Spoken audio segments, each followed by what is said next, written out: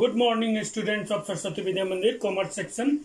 In economics, we are in the chapter number 6, foreign exchange rate. And in previous video, we discussed over the fixation of foreign exchange rate in free market or open market, and also discuss the fourth situation, whether at equilibrium exchange rate, if what happened if demand for foreign exchange were going to be increase or decrease, and if the supply of foreign exchange were going to be decrease and increase or decrease.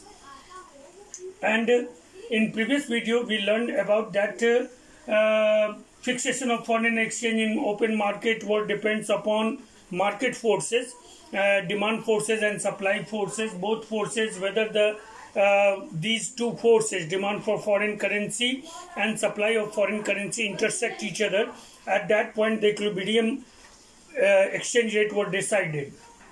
But at equilibrium rate of exchange there were several monetary fluctuation in international money market due to the free capital movement all over the nation in international market, and due to this there were increase or decrease in the demand of foreign currency, and also there were changes in supply of foreign currency. It may be increase or decrease. Thus we have to know that what is the impact of increase or decrease in demand for foreign currency or increase or decrease in supply of foreign currency. And we see the four cases. The four cases were deals in previous video, and all the four cases, in which two cases were case of depreciation and two cases were case of appreciation. तो depreciation and appreciation, currency के का जो मूल्य ह्रास होता है और मूल्यवर्धन होता है, appreciation and depreciation, these two are important terms in foreign exchange rate chapter, and in board examination several times the question were asked that what do you mean by depreciation or appreciation, or sometime it may be asked that the differentiate between appreciation and depreciation on the basis of diagram, and it may be consist of 4 or 5 marks question. So in this video we are going to analyze what is the exact difference between appreciation and depreciation, and what is the meaning of appreciation and depreciation, and how it could be happen in international money market. Students, as we know that foreign exchange rate was decided on that point where the demand for foreign currency and supply of foreign currency intersect each other, and if on that point the demand for foreign currency increase or decrease, then it may be increase a situation in which our domestic currency may be depreciated or appreciated. So what is appreciation? Appreciation of domestic currency state that it is a situation of a fall in exchange rate. Whenever there is appreciation, it must be decline the exchange rate. ठीक है, appreciation जब भी होगा, appreciation अगर होता है currency का, आपके करेंसी के एप्रिसिएशन का मतलब होता है कि एक्सचेंज रेट का डिक्लाइन करना. ठीक है, दूसरा है कि ये कब होगा, तो it is a situation of fall in exchange rate. Second है कि when, what is the meaning of appreciation. Whenever there is appreciation the exchange rate were going to be fall, but what is the meaning of exchange rate were going to be fall. It means that now you have to be pay less rupees. Now less rupees needed to buy $1. Whenever there is appreciation, it means that exchange rate were going to be down. And in previous video we state that exchange rate is nothing. It is the price of foreign currency in terms of domestic currency. So it means that whenever a currency were get appreciated or exchange rate were going to be fall, it means that now you have to be pay less rupees to needed or less rupees needed to buy $1. What is the causes? Appreciation in international market on equilibrium exchange rate happen either by two causes. First, either it is due to increase in supply of foreign exchange.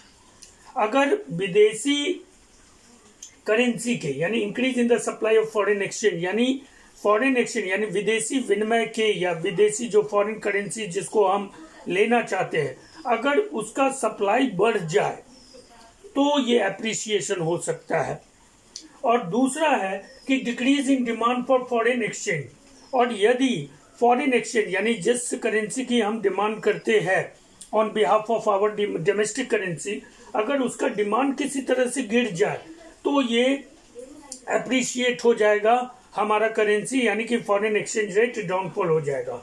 इसको practically हम ये जान सकते हैं कि when ever appreciation अगर घटित होता है, the phenomenon of appreciation were going to be happen, then in that situation the practically क्या होगा कि $1 जो before appreciation you have to be paid 60 rupees for $1, now you have to pay only 50 rupees for $1. That is the meaning of appreciation.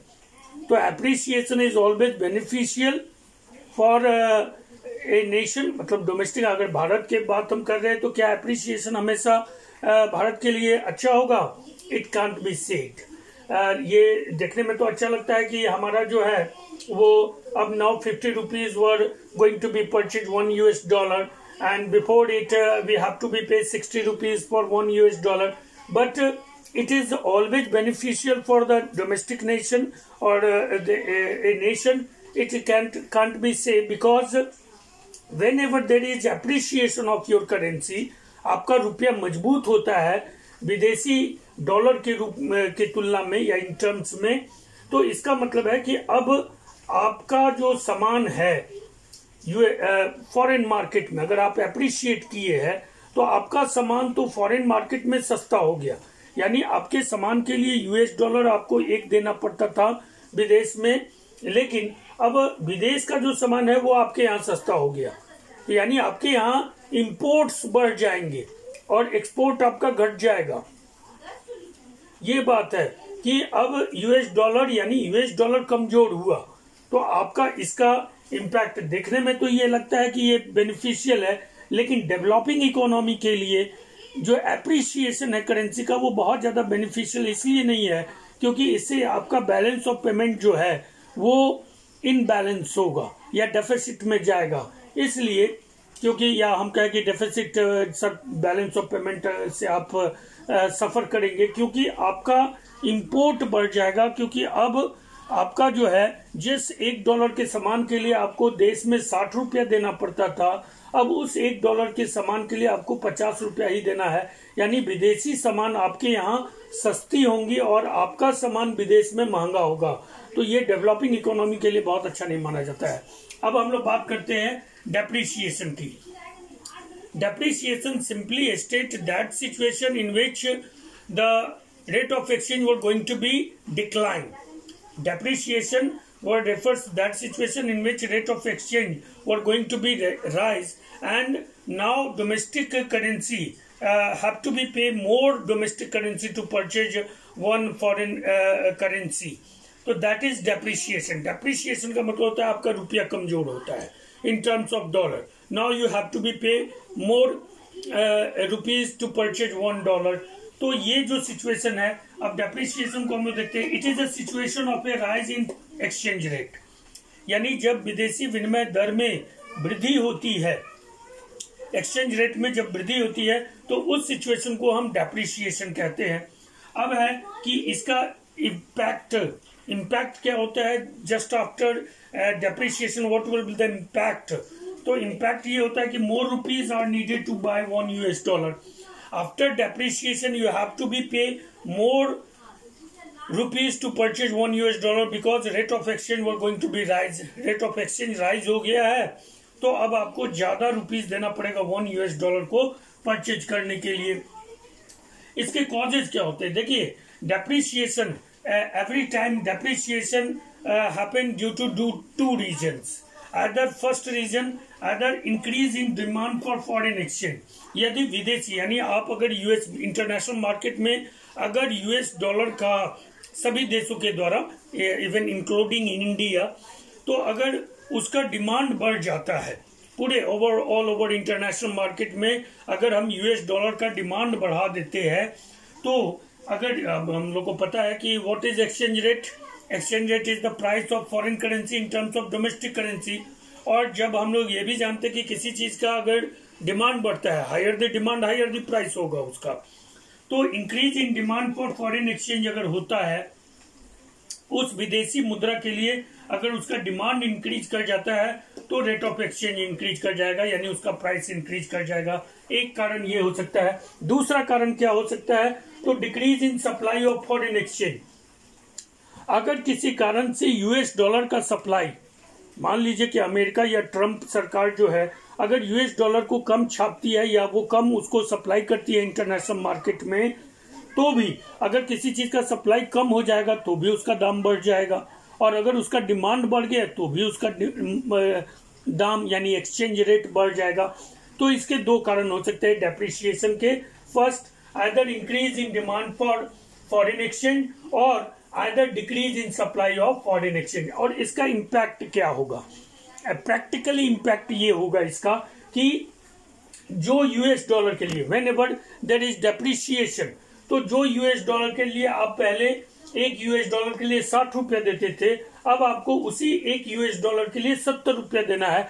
It means that now you have to be pay more because US dollar became expensive, वो ज्यादा costly हो चुका है क्योंकि उसका demand बढ़ चुका है, और इसलिए you have to be pay more price, more rupees for purchase that same US dollar, one US dollar. So that is the difference between appreciation and depreciation. Whenever in examination ask the question कि differentiate between appreciation and depreciation, you have to be include these 4 points in your answer with example. So example would clear everything